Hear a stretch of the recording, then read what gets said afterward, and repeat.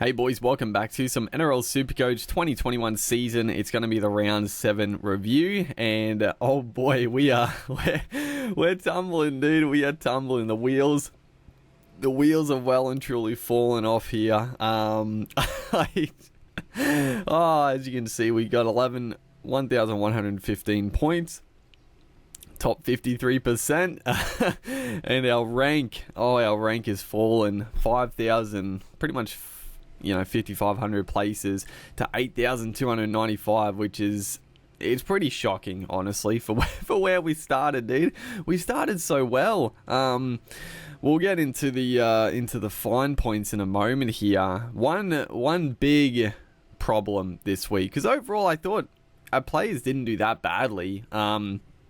But I was looking on Twitter and I saw so many people being like, 1,200, 1,300 points this week, a bit of a rough week. And I'm like, oh man, we're in for a rough one. But one big issue, and we'll talk about that when we see it. But let's get into the team. Let's get into the nitty gritty action here. So yeah, we'll start out with the dummy halves once again. I mean, Connor Watson, Jaden Brayley doing a great job. I'm interested to see. I'll have a look after this what dummy halves are going better, because I don't think Cook has been going that well. Yeah, I'm interested to see if any dummy halves are actually going better than the two that we've got. Obviously Reed Marnie actually is killing it. Anyone that went with Reed Marnie, great move. He just keeps getting try assists. He just keeps doing it, dude. The front row, Pengai Jr. once again, very happy with Pengai Jr. pickup. 71 points. Junior Paulo, oh my god, Junior Paulo is... He's killing me. He's actually killing me. He's got 29 points. He came off the bench this game and did nothing. So at this point I'm like, I want to get rid of Paulo, but it's a tough one because I've got the cash that I could probably bring in Payne Haas, but it's like, Origin is coming up and Payne Haas is definitely going to get picked for Origin. I don't know. It's a tough one. Like, do I hold out hope that Paulo can get a few points? And at this rate, I'm sort of like, Paulo, I feel like he's not going to get picked for Origin this year. I mean, maybe he will, but I feel like Supercoach wise, he's been awful. But I even feel like his form in real life, I haven't been really that impressed with Paulo. Apart, like the first couple of weeks where he had a couple of attacking stats, but other than that, he even got dropped to the bench for the Eels. Like his form has been downhill for sure. So I don't know. Maybe he misses out on Origin and he'll be a nice little pick up over then. But I don't know what to do with Paulo. I'll see if there's any other options. Obviously Isaiah Papali'i is the one guy that maybe I should just bite the bullet and bring in Papali'i, dude. I don't know, dude. Because they had Madison back this week and Sean Lane was in, and Isaiah Papali'i retained his spot. I thought that maybe he would drop back to the bench and be used as a more middle forward, but he retained that spot and once again killed it. So maybe Papali'i is the solution. But we'll see. I'll wait to see what happens this week with Madison, again starting, and we'll see what happens if they continue with Papali'i. I mean, he just keeps scoring. It's unbelievable. And then Otakamanu, again, being a nice little cash cow here. Spencer Leniu, 30 points. Again, he's not going great. He's going better than freaking Junior Paulo, though. Oh, man. Then we had Tohu Harris, 76, again, killed it. Mitch Barnett, 63. Pretty happy with Barnett, 63, considering the Knights were just abysmal. And even Brayley and Watson, for how bad the Knights were, pretty solid. Angus Crichton, 85, finally had an attacking stat, which was good. Terrell Fuimaono, 16. I think it's time to get rid of Fuimaono. He actually, I cannot believe... I don't know what Anthony Griffin is thinking. This is a bit off topic here, but for one, signing Josh Maguire, I am not a fan of Maguire. He was good at the Broncos. I didn't even like him at the Broncos, though, honestly. I don't mind a bit of grubbiness. I don't mind aggression, but honestly, Maguire is just a complete joke. I cannot stand him as a player. But he was good. He was good at the Broncos, but ever since he left the Broncos, he has been trash, and I can't believe the Dragons picked him up, and then I can't believe Anthony Griffin is now starting Josh Maguire over Tyrell Fuimaono. Fuimaono's been one of their best forwards for the whole year, and now all of a sudden Josh Maguire is getting the starting spot.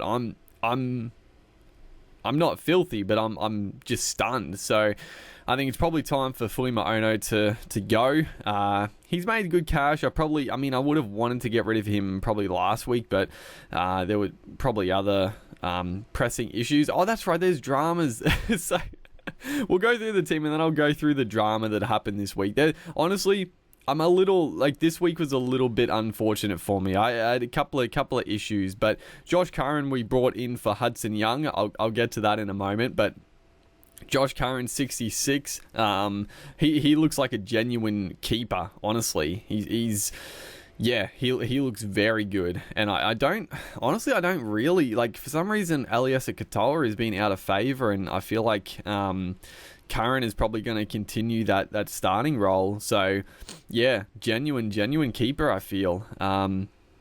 And then the halves. So this is where, as you can see, Sam freaking Walker, 163 points, and I didn't play him. Mitchell Moses, 51, Munster, 51, and Schuster, 53. All okay. I mean, I'm content with, Moses 50. Munster was just, it was good fun, but also I was tearing my hair out that Munster, I don't know how many points he lost. He must have lost, I'm guessing he probably lost 20 points because he missed some goals, and he missed some absolute dollies too. And then I'm pretty sure he would have been pinged with a lot of missed tackles as well. Not that, it's a weird one because Cameron Munster is one of the best defensive halves in the game, but what he does, he does it so well. He gets up and he sort of umbrellas, and he shuts down the plays so well. Like every time there's a shift, Munster will get up and sort of just cut off the play, and it happens all the time. I don't know if he gets pinged for the missed tackles all the time, but he'll cut it off, and then the player, the half or the fullback, whatever, he'll sort of palm off Munster, just like it'll be a little bit of a touch, he'll come back on the inside, and I don't know if they ping him for those missed tackles. They probably are by the letter of the law, but defensively he does such a good job. But he also, he gets up, and then they sort of, if you know what I'm talking about, if you've seen him defend, you'll know what I'm referring to. And then Schuster, 53, pretty solid. But the Sam Walker, actually, well, I'll talk about that in a sec once we finish the wraparound. So Tyron Peachey, the other guy I brought in, I'm very happy with this.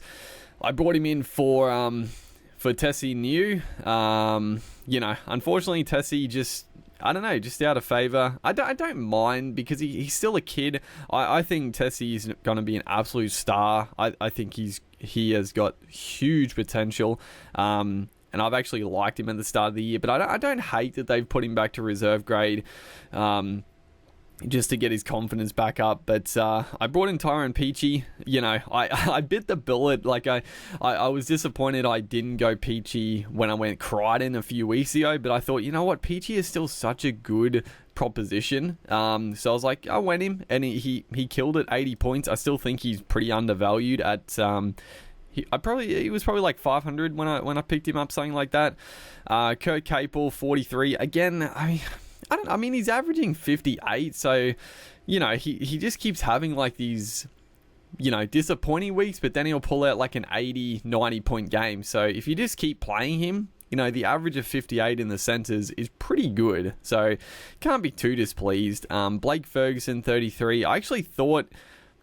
I thought originally Ferguson was on like 40 odd points. But but they must have dropped. He must have dropped, but I don't know. I mean, it was a game that Ferguson didn't see any of the attacking footy, so it is what it is with a winger. You're going to have those games.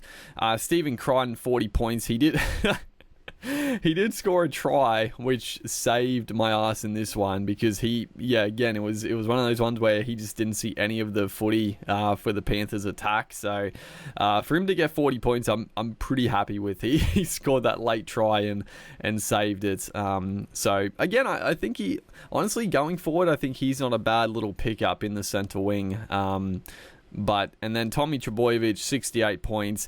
The other Dane Laurie, 119, just superb. I mean, he's been fantastic the whole year, but he sort of it's happened like nearly every game. I'm looking at the updated scores, and Laurie has been on fire in the first half. He's on like 40 points, sometimes 50, and then for some reason the second half, like he never really gets into the game. Like he plays so good in the first half, and then the Tigers, it's probably just the Tigers as a whole just sort of fall away in the second half, and Laurie doesn't see any footy. So this is a game where he went on and scored 119, so just fantastic.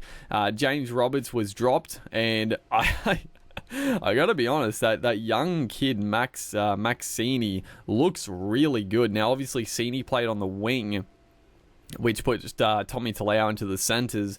And I gotta be honest, I mean, I've liked James Roberts for a long time, but they looked a lot better with that Sini on the wing and Tommy Talau in the centres. That Sini looks like quite the player. So Roberts, I don't know. I was hoping he would get some price rises, but I don't know. I feel like he might not even find his way back into that team, dude. So, yeah, Joey Leilua was very good. Maybe Joey Leilua is a sneaky pickup. He'd be very cheap at this rate. Bailey Simonson, 28 points. Again, Simonson is due for some points. Like he just hasn't scored any tries. Like he'll eventually get tries and he'll get some price rises. So it is what it is. And then James Tedesco didn't play. So the dramas. So we'll start off with Sam Walker here. So unfortunately, I was away for the weekend and I didn't get a chance to. Well, I didn't even realize I didn't have Walker as my fourth reserve. I thought originally I had Watson, Schuster, Laurie, and Walker. Now, obviously, I brought in Josh Curran, and I think when I did it, I traded out Hudson Young, who would have been playing in my 17, but I brought in Curran, and I think he became my fourth reserve, and then for some reason I must have had the reserve off Walker for a moment and completely forgot, or I didn't even realize until I got home and I looked at the team and I was like, are you kidding me, dude? Sam Walker, 163 and didn't play him. So I would have definitely played Walker. It probably would have been it would have been a tough choice because honestly, I might have not played Dane Laurie. Which, I don't know, I might have, I might not have, but I don't know, I probably definitely would have played Schuster and Walker, and then Connor Watson, Curran or Laurie. It would have been a tough choice, but I probably would have gone Laurie just for the upside and how good he's been. So, yeah, even Curran scored 66, so he was pretty solid, but yeah, that was the first drama. Now, the second drama, which honestly worked out okay, was the fact that Hudson Young was again named on the bench, and I was like, you know what? I can't play someone who's at 500,000 on the bench who's going to play like 20 minutes. Like it's a bad move. So he was named on the bench, so I traded him out for Josh Curran. Now, I was like, I don't know, I was doing something. I switched the TV on like a couple of minutes before the game starts, and breaking news, George Williams is ruled out, which means Elliot Whitehead moves into the halves and Hudson Young moves into the starting back row. Now I bolt to my computer and I try to reverse the change because I was like, dude, if Hudson Young's starting, I don't want to trade him for Curran. I would have rather traded Tyrell Fuimaono for Curran.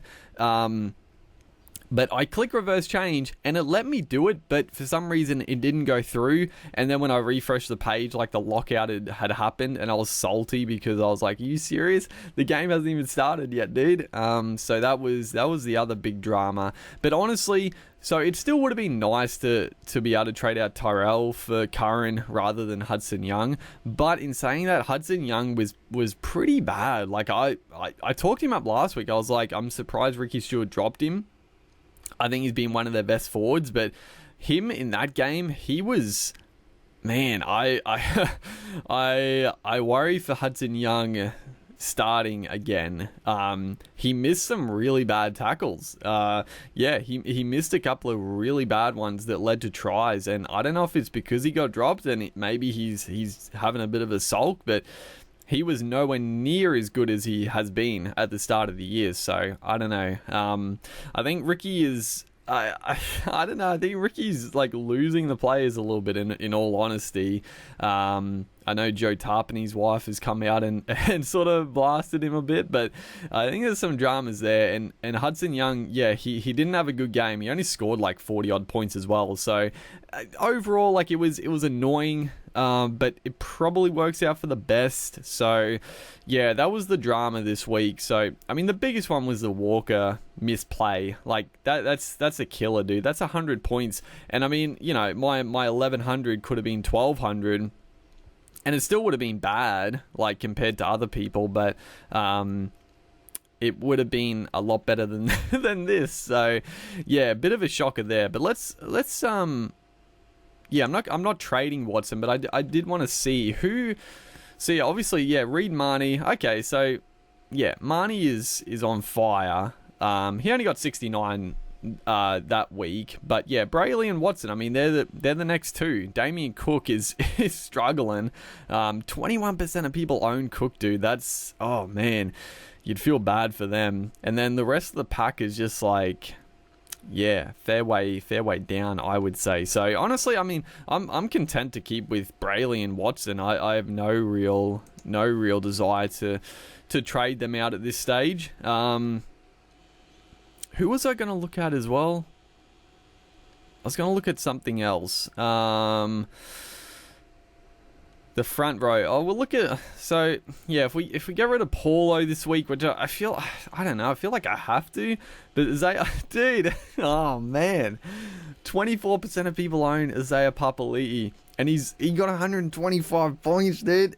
He just, oh my god, he is just absolutely on fire. I mean, we can afford him, but do I spend the money? Like, he is at his peak. Like, surely he cannot keep scoring tries. And this is one of those classic scenarios where you're like, every week you're saying that he can't keep doing it, but then he keeps doing it, and then you just keep missing out on the big scores. But oh man, this is the problem with the front row. I'm like, Junior Paulo is just, I mean, he has just been terrible. He is stinking it up. I'm like, I'd rather play Udakamanu and get another cheapie. But like, who else would I even... Obviously, coming into the bye period, I would be looking at players not playing Origin. So I've got Pengai, very happy with that. Christian Welsh is playing Origin, so not keen. Ryan Sutton, honestly, he's tempting. But again, like Ricky Stewart, I don't know. Like, I don't know what's going on with the forward pack. Like, I mean... Yeah, I don't know. I it's hard to really trust Ryan Sutton. I mean, he's playing pretty good, but I feel like he's playing more minutes than he should, if that makes sense. Like, I don't know. I do feel like Ricky is not using his bench forwards well at all. Daniel Saifidi, Fisher Harris won't play Origin, but again, I mean, he's been up and down. Marty DePau is actually starting to go pretty nicely, so... you know, I could see yourself with Marty. And then the rest, I mean, so Takiaho has actually come down in price nicely. I mean, dude, I could see myself going Takiaho because, yeah, I mean, he won't play Origin. He'll... Actually, I don't know. Will he get the goal kicking back? Probably Sam Walker will keep kicking goals, so that's a bit of a bummer. And then, yeah, honestly, dude, the front row is the real grinder. I mean, the people that have Papali'i in their front row, they're killing it. I mean, he is scoring like double the points of like other front rowers. It's unbelievable. So, yeah, it's tough. Are there any like cheapies in the front row coming through at the moment? Any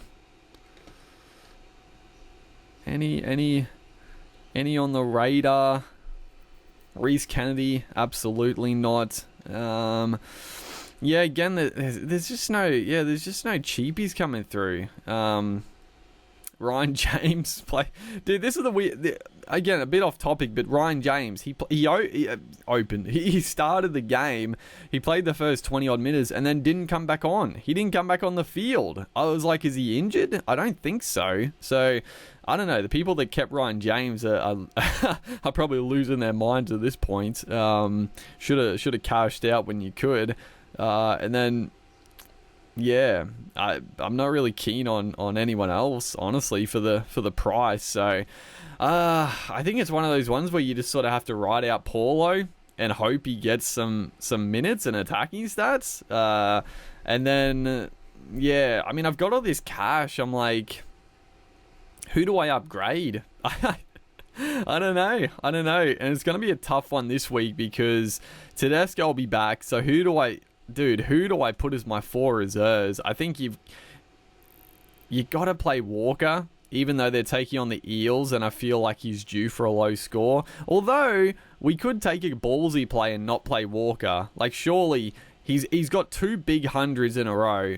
They're taking on the Eels. The Roosters again are decimated. Surely, I actually feel like the Eels are going to pump the Roosters in this one. So we'll see. I'll make a preview video talking more about the round coming up. But yeah, there we go. That's the round 7 review. Absolute disaster.